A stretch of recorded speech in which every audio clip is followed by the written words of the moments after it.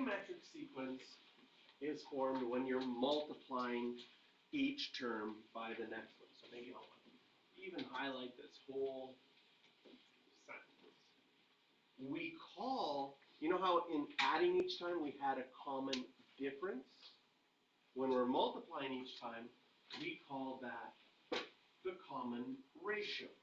And you can find the common ratio by taking any two terms in a row, like they've done here. Term 2 divided by term 1, you get 3. Term 3 divided by term 2. Term 4 divided by term 3. If you divide any two consecutive terms, you're going to get the common ratio. So maybe we highlight that as well, because that's an important strategy. To find the common ratio,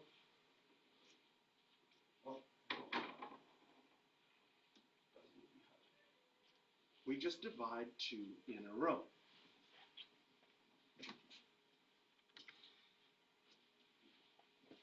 When we have that dot, dot, dot, it's called an infinite geometric sequence because it continues forever. If it stops, we call it a finite geometric sequence.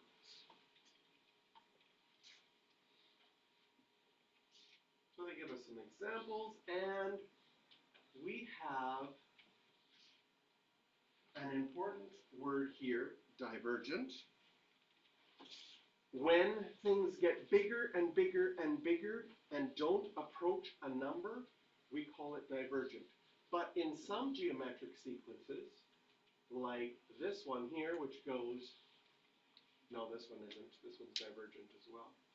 Here, the one, yeah. Here's the one at the bottom. 1/2, 1/4, 1/16, 1/32. If you kept going on forever and ever, you would get closer and closer to 0. And if your geometric sequence gets closer and closer to 0, we say that that sequence is convergent.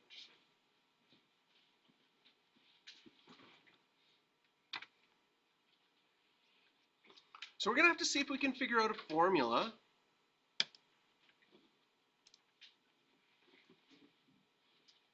We're going to figure out a formula, and then we're going to use it. They've got the formula listed on the next page, but we're going to figure it out already. Wow, that's big and yellow. Still yellow. There we go.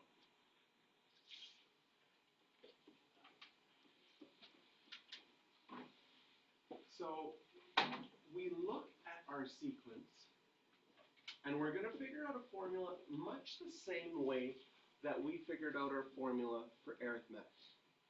But this time, instead of adding something each time, we're multiplying. And in this case, every time we're multiplying by -3. My question is if I skipped ahead to term 100, tell me how, right? Tell me how I can do this. Term 2 is just term 1 times a -3. Term 3 is term 1 times a -3 twice. What do you think you're going to have to do to get to term 100? How many times would we have to multiply by a -3? You're going to start with 2, and you're going to multiply by -3 a bunch of times. Not just once. How many times? 99.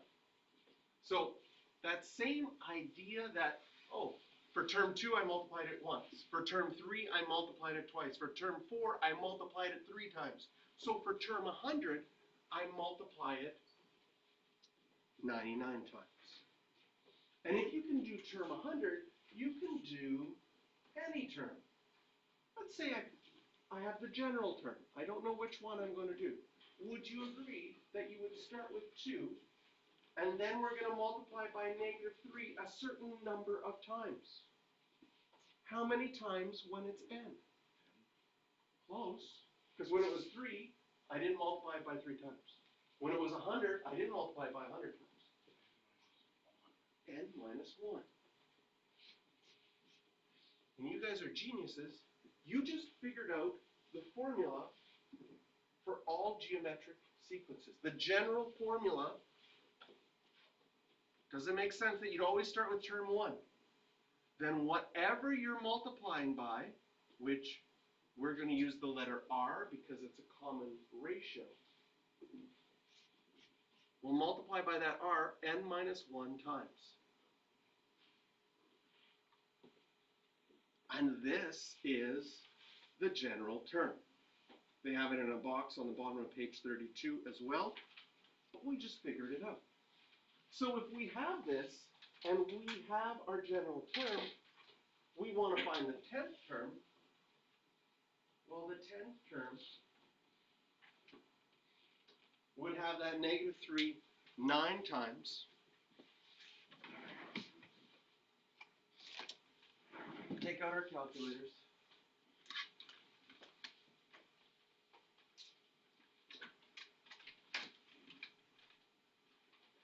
Negative 39,366.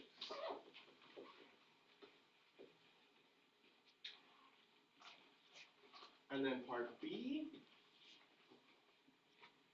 Are our numbers getting bigger, or are they getting closer to 0? They're getting bigger. So then we would say this is divergent. Okay, circle the questions 3, 4, 5, and 6.